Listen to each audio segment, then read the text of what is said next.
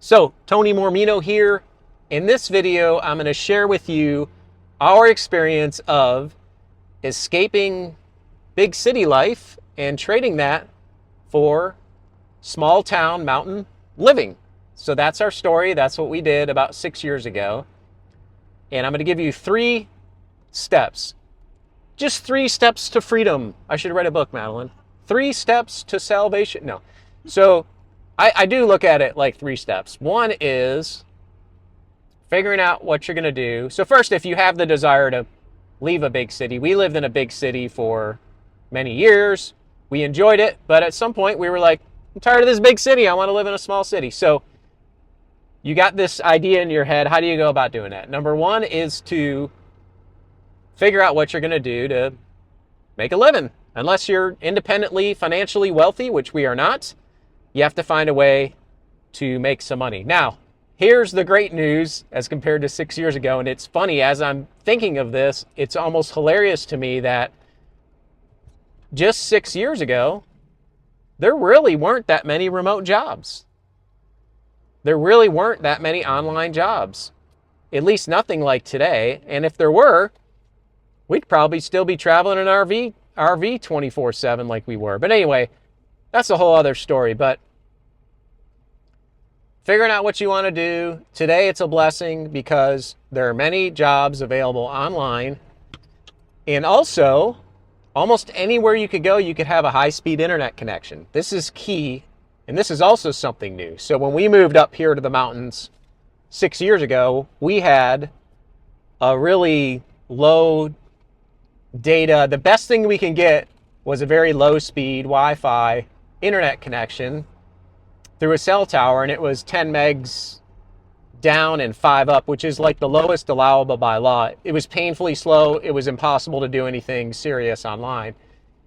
We now have a fiber optic cable, but here's the good news. Anywhere you go today, you can pretty much use a Starlink, right? So a Starlink, the main one, or a Starlink Mini. So the number 1 issue of making a living really is irrelevant today because there's so many options compared to what it used to be, and you've got high-speed internet available anywhere. So that's number 1. Number 2 is step number 2.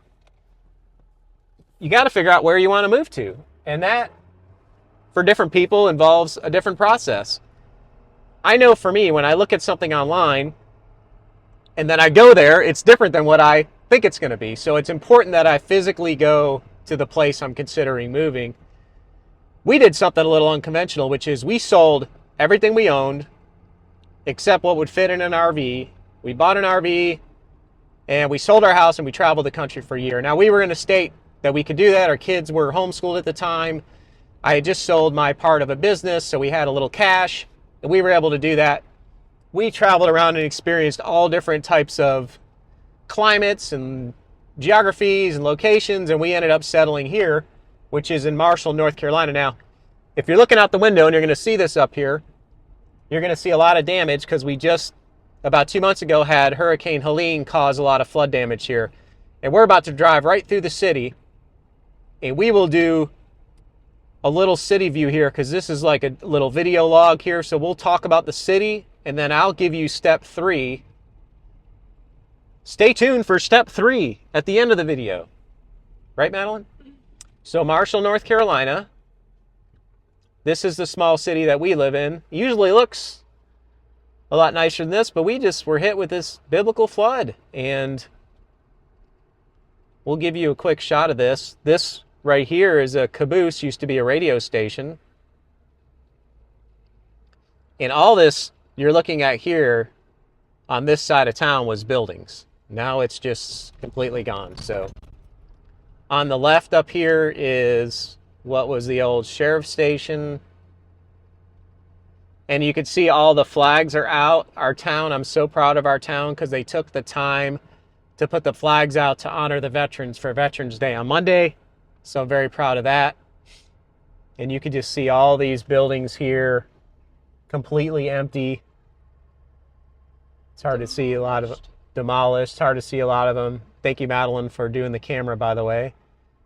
And here's our post office. this building inside is still filled with mud. They haven't done a whole lot of work on that one yet. So Marshall, North Carolina is about 650 people. It's a very small city. So this is the small city we chose to move to. And in a minute here, I'll continue my little, discussion on moving from a big city to a small city. This is a nice little break because you get to see our beautiful little town, which is going to be great again. Make Marshall great again. That could be a hat we could do, Madeline. Okay. And then we're going to go over the French Broad River here, which is, where all the flooding happened.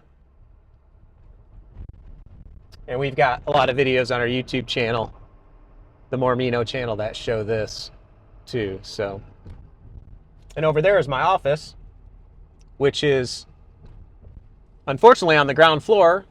So we lost everything in our office, but we're safe and sound in our home, which we're driving up to right now, which is a few miles up the road. So back to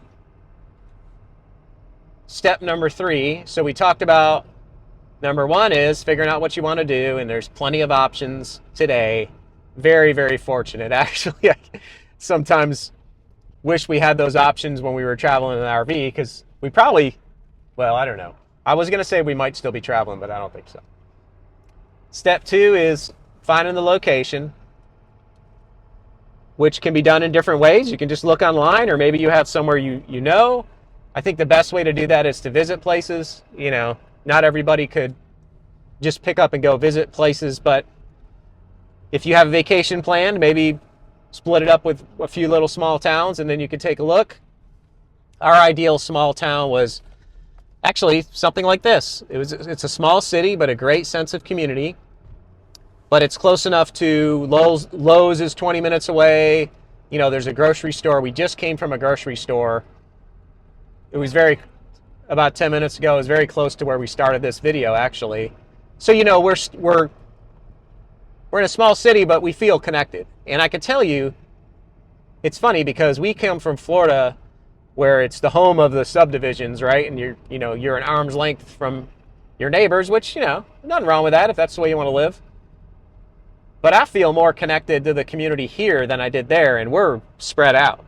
The average lot size around here is probably several acres. So there's that side of it too. Okay, so that's part 2, finding out where you want to live. Part 3, the most important part, and the part no one talks about, I think, is let's say you made this decision and you're looking through areas, dealing with the fear of change. Like, that's number 3, because change is scary by nature to most humans. It is to me. It is to most human people. Some people don't think about that and they don't get scared to move, but moving is a big change, especially if you have kids. If you have a family, it's a big deal. You're changing careers. You're moving to a place you're not familiar with. How do you deal with that fear? So when we were in the middle of selling everything we owned, which is a whole other, we could do videos on that. Selling everything we owned, buying an RV, which we knew nothing about. I never owned a camper. I never owned an RV, and we jumped right in with a 40-foot fifth wheel. We had to buy this truck, which is a diesel, because we had to have the right hitch. And anyway, the point I'm trying to make is we had a lot going on. And I was shocked at how hard it was to sell everything we owned and make this move. And my wife and I had all these waves of anxiety, fear. They would come, we'd talk about it, and then they would go. So how are you going to deal with that fear? You got to have a plan. For us, talking it through, remembering why we were doing it, which there was a purpose to it. And then, we're big on prayer and we're big on that kind of thing. So we prayed a lot together. We prayed a lot individually. And the other thing I tried to do a lot of, is to make sure my wife and kids were comfortable with the move. That was huge. 2 reasons. One is it helped them, because I was being positive, having a good attitude, or trying to the best of my ability. Also, it helped me because it got me out of my fear and out of my head. So trying to be of service to the family and a role model and kind of a guiding trying to be positive. I guess that's what I'm trying to say. And I'm not perfect at that. I fail like that, like every other human being, but trying to stay on that positivity. So the whole part of number 3 is, getting a handle on fear, keeping calm, not losing your cool in front of everybody, because it's a tense, very scary thing to move, especially for children. And our children were young at the time. They were at that perfect age. They were homeschooled, so we were able to do it without a lot of issues with things you would deal with older children. The other thing, this just popped in my head, Madeline. The other thing that is good today is with the connections online, you could really move your kids and they could be fully connected. Like our kids play video games with their friends from back in Jacksonville still, years later. So you could still be fully connected to your family and friends using all these online tools that, were hard to use before because of the lack of a good internet connection. So that's another benefit.